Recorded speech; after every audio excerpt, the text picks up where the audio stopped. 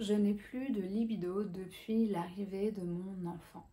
C'est une phrase, une problématique que j'entends très souvent de la part des femmes qui ont eu un bébé récemment ou pas si récemment d'ailleurs.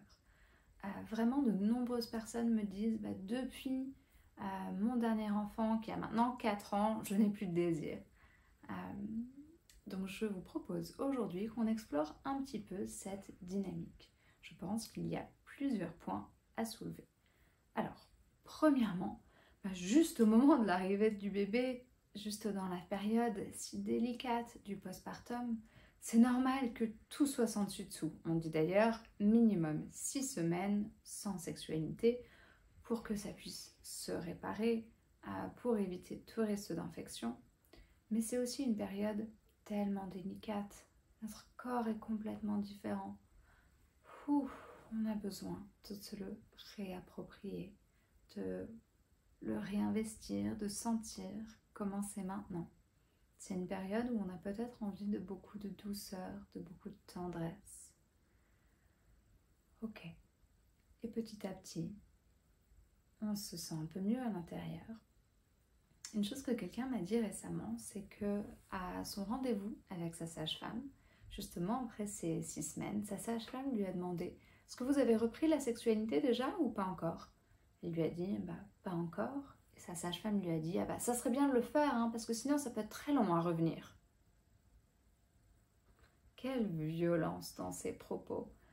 Je pense qu'une des raisons qui fait que parfois c'est difficile de reprendre la sexualité après ou d'en ressentir l'envie, c'est parce que tout est tellement différent à l'intérieur et d'un coup on se sent un peu obligé de revenir dans quelque chose pour satisfaire le partenaire qui n'est pas forcément en harmonie avec ce dont notre corps a envie à l'instant, quels sont nos besoins.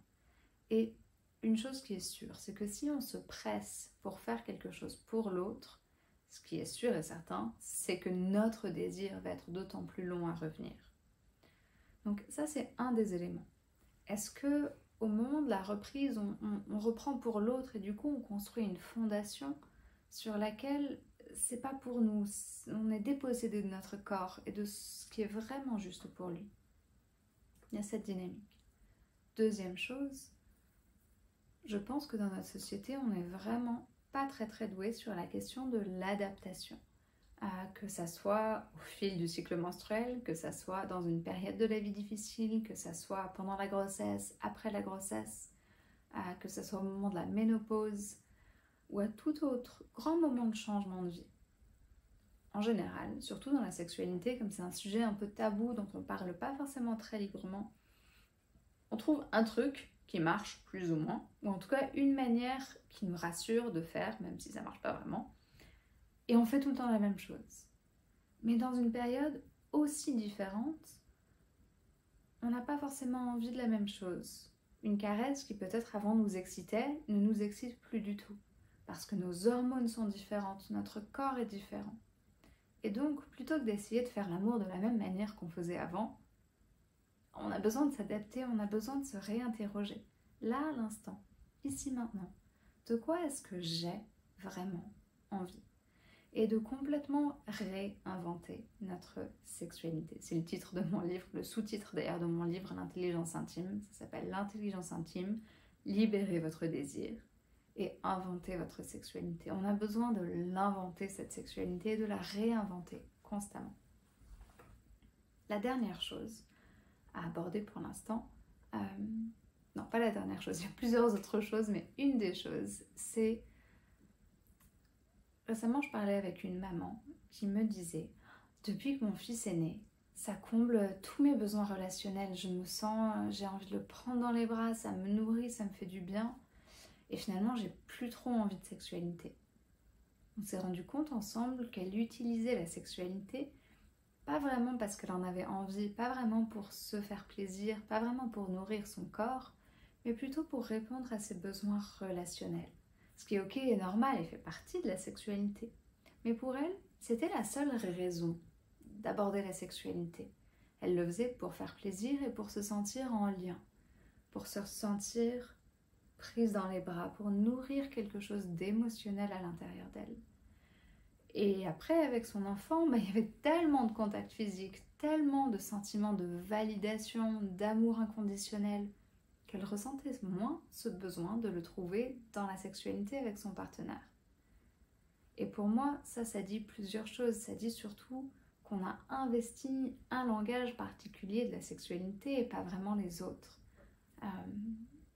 Et que peut-être on a besoin de développer d'autres raisons de faire l'amour qui nous font du bien, pas seulement pour une raison en particulier.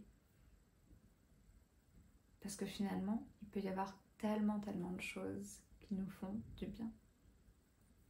Et une dernière chose, c'est que pour de nombreuses femmes, l'accouchement est particulièrement traumatique. J'ai de nombreuses femmes qui me disent avoir juste peur de retomber enceinte. Et qui me disent qu'au moment de penser à un rapport sexuel, se disent « Ouh là là, si jamais je retombe enceinte, je ne sais pas si j'y survivrai ou je ne sais pas si j'ai envie d'un autre enfant. » Enfin, il y a aussi cette dimension-là de contraception, de prévention et peut-être de trauma qui fait qu'on a besoin de pouvoir guérir la partie traumatique pour ne pas se sentir figé et bloqué dans quelque chose qui couperait notre désir. Je dis que c'est la dernière chose, mais je vais encore rajouter une chose parce qu'il y a tellement de choses et cette liste n'est pas exhaustive. Il peut y avoir encore plein de choses. Mais c'est parfois la difficulté à changer entre le rôle de mère, qui est a priori asexué, et le rôle de femme sensuelle, d'amante. Et c'est vrai que quand on se colle un peu dans un rôle, ça peut être dur de changer entre les deux. Surtout quand on a grandi dans une forme d'éducation assez restrictive, avec beaucoup de tabous autour de la sexualité, avec une image de la mère qui met ses propres besoins de côté au profit des besoins des autres. On a le droit au plaisir, on a le droit de prendre soin de soi d'abord. Et je vous invite au quotidien à cultiver des petits moments, même tout petits, même minuscules, pour la femme à l'intérieur de vous. C'est vraiment important de ne pas s'oublier. Parce que répondre aux besoins de ses enfants, c'est sûr que c'est important. Mais pour des enfants, avoir une mère heureuse, épanouie, nourrie à l'intérieur, qui du coup est encore plus disponible émotionnellement pour eux, ça c'est vraiment important.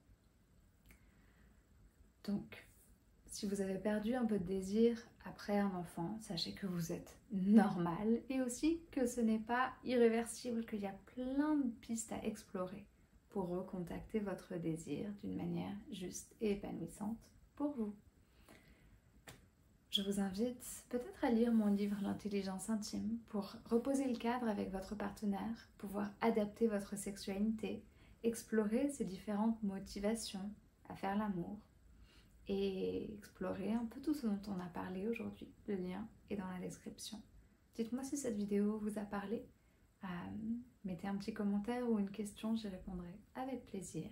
Abonnez-vous à la chaîne et à très bientôt pour d'autres vidéos.